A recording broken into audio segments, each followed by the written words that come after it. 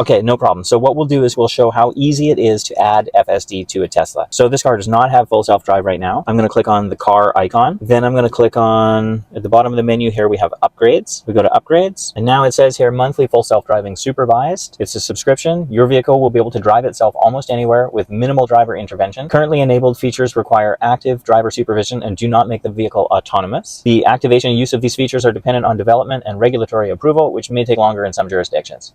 No problem. We're going to swipe to subscribe. Now the purchase has been successful, and it says the car will upgrade after a reboot while in park. So I've just put the vehicle in park. It's going to do a reboot pretty quick here, or I can just hold both my fingers on the steering wheel. There we go. This is doing a reboot, and when the car wakes up again, it's going to be able to drive itself. Yeah, it takes like maybe 45 seconds or so. Yeah, that is. So yeah, so now we have the T logo. It only takes a few seconds after that to wake up. Sometimes when the vehicle wakes up after a reset, it doesn't know where it is on the map, but it'll sort itself out pretty quick. It should come online in just a moment. This is a hardware 3 vehicle, so it will always be FSD supervised. Okay, so now when I click on the car icon, we can go down to self-driving, and now we have traffic-aware cruise control, then we have auto steer, and then we have full self-driving supervised. It says here, there's a warning, if a strikeout occurs 5 times due to improper use, auto steer and full self-drive supervised will no longer operate. This vehicle has not had any such events. We can go down here and select full self-drive. It's very clear. It shows how to activate. It says pull down the gear shifter to activate. That's right here. Switch between speed profiles, faster speed profile over to the right and slower speed profile to the left. And then we have the maximum speed, like the speed limit that we set is set by moving this scroll wheel up for more speed or down for less speed. We agree to this stuff. There's a safety warning here. FSD supervised can drive your Tesla almost anywhere under your active supervision. It will make lane changes, select forks to follow your navigation route, navigate around other vehicles and objects, and make left and right turns. It does not make your vehicle autonomous, so remain attentive. When enabled, cabin camera is used to detect driver attentiveness. Cabin images are not shared with Tesla unless you opt in, and then it tells you where to opt in. Do you want to enable FSD supervised? Yes. It asks about our speed offset. We would only be willing to go, let's say, 20% above the speed limit if the traffic flow dictates, but it's user controlled. And I think that the standard mode is fine, so I'll hit confirm. Now this vehicle is not only equipped with full self-driving supervised, we have a standard speed profile. We've told it not to go more than 20 over the speed limit. We're going to choose an expanded visualization, which is just a very great screen. We've actually added smart summon, which means if you're at Costco and you want the vehicle to come pick you up at the front door, you can summon the vehicle on your phone. And there's nothing else in here that we have to set up to have full self-drive, but to use the system, we can put it in drive, and then we'll use the navigation to say something like, I'm going to push the steering wheel button, get me directions to the airport, please. So the car's heard me say that.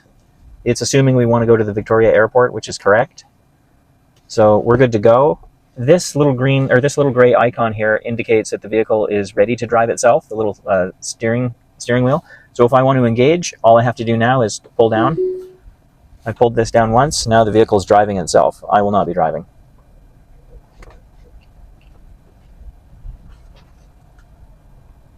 So we'll have it drive us a block or two away, and then we can tell it to bring us back. Here, you can show the screen here and show what it is the car looks at. So the car is aware of where the roadway is and is using cameras to determine where we should be driving. Now, this is a tricky situation up ahead because we've got a construction zone with traffic in the way, with a loose gravel sign, cones. This is a tricky spot to navigate, but it looks like the car has no problem. I'm not touching anything. Wow. My hands are free. Yeah, it has no problem with construction zones. Yeah, here's a 4-way stop. You'll notice it handles it just like a pro driver.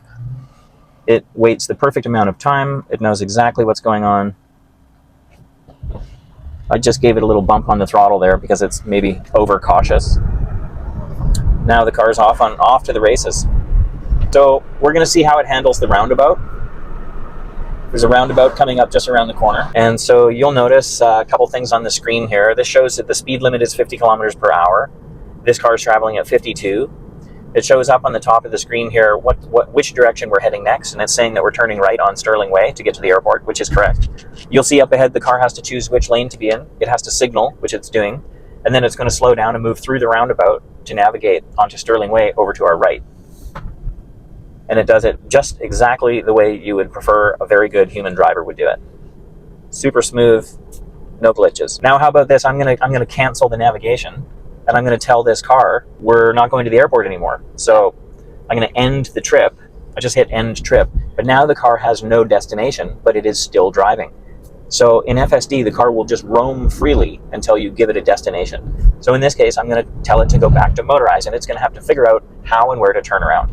So I'll use voice command. Get directions to motorize electric vehicle. Okay, so it's just selected the address, 2031 Malaview Avenue. It has already planned its route. It knows that it's going to be turning left up ahead. And so we'll watch to see that it puts on the signal and does everything normally. Yeah, it's got a route planned out already. Oh, I see what it's doing. It's planning to go all the way to the end, turn left, turn left, turn left, and then turn right. So it's planned to loop. Now, maybe a human would have turned around in that gravel parking lot right there, but FSD is always going to stick to the roads where possible.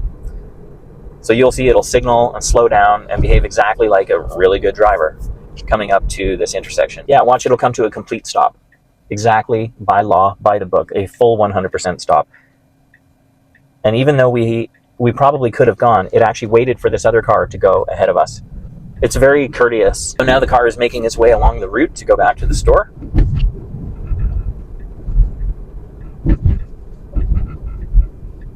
This means that if you're driving the vehicle and you're either familiar with your surroundings or not, but you find yourself in the wrong place, if you're not interested in trying to find your way out of a neighborhood that seems like a bit of a maze, it's no problem. You can just press the steering wheel button, tell the car where you'd like to go, and it will navigate you to that destination regardless how difficult the navigation is. It'll just find a way.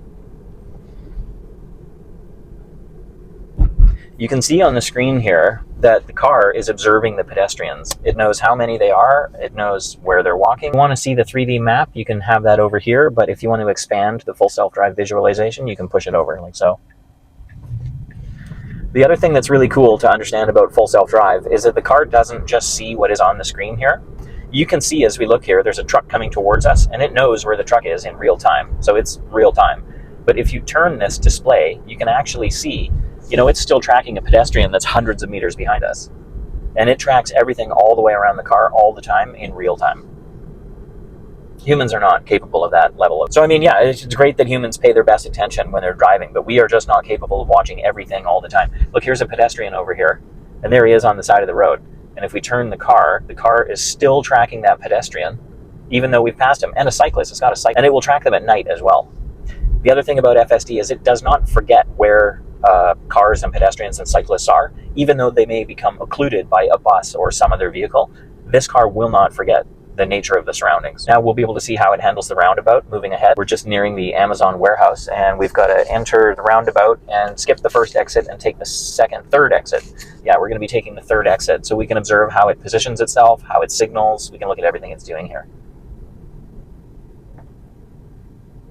And everything is by the book. So you'll notice that it signals when it's ready to get out.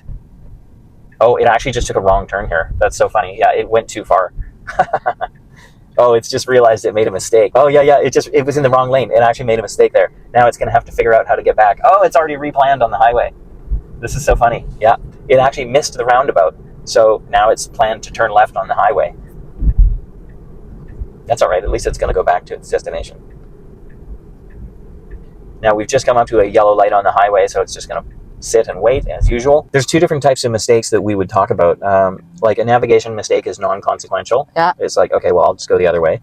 But critical intervention is something different. And in terms of, intervening when something goes wrong with FSD, we don't have critical interventions anymore. They used to happen all the time. If we looked at 5 years ago, the FSD that we had, or 4 years ago, I would say you would have a safety critical intervention with FSD at least 5 times per mile. They were all the time. And now there are people who have driven from California to Miami and back and across Canada with no interventions whatsoever. Yeah, it should wait for the green light. So that would be like, that is a safety critical intervention. It's like there's no need for it to pull ahead right there. I would just as soon have the car wait until the light is green, until our light is green. All right, so we've got 1.5 kilometers down the highway, then we're going to be pulling on to McDonald Park Road. Now, if you're driving on FSD and you want it to change lanes, like for here, I'd rather be in the slow lane, I'm just going to signal right, and the car will check to make sure it's safe to turn right, and it will move into the right lane. Naturally, in 1.1 kilometers, if we're turning left, it will signal and move into the left lane soon enough. It's very smooth.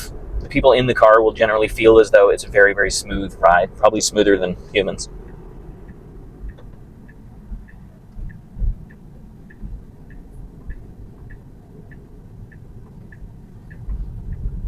And here's 16 Tesla superchargers on our right. Yeah, the superchargers here. Yeah, if you navigate a Tesla to a supercharger, then the vehicle will back itself into the stall for you. All you have to do is get out and plug it in.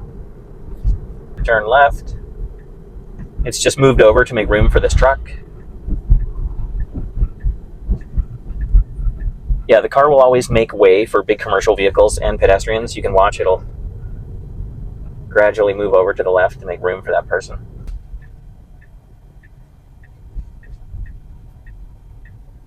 And now we can make it choose a parking spot. Oh, it's found a spot that it wants. Hold on. Where do we want it to park?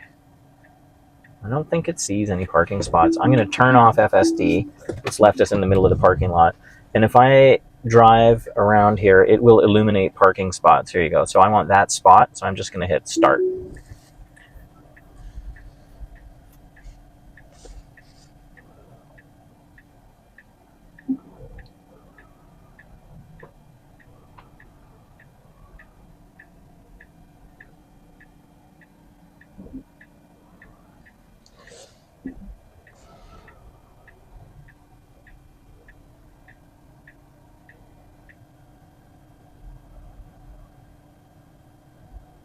Look at this, how it lines it up in the little spot here. It really wants to get it straight. Part complete. There we go. Yeah. All right. Perfect. Thank you. I got it. Yeah, if you have any questions about Tesla Full Self-Drive, either buying the vehicle, buying the software, or using the software, just give us a call at Motorize anytime. You can visit our website, motorize.ca, or you can call us anytime at the office, 250-655-3534. We're located in Sidney, British Columbia. We are electric vehicle specialists. Call us, email us, and follow us online. Thanks for watching our videos.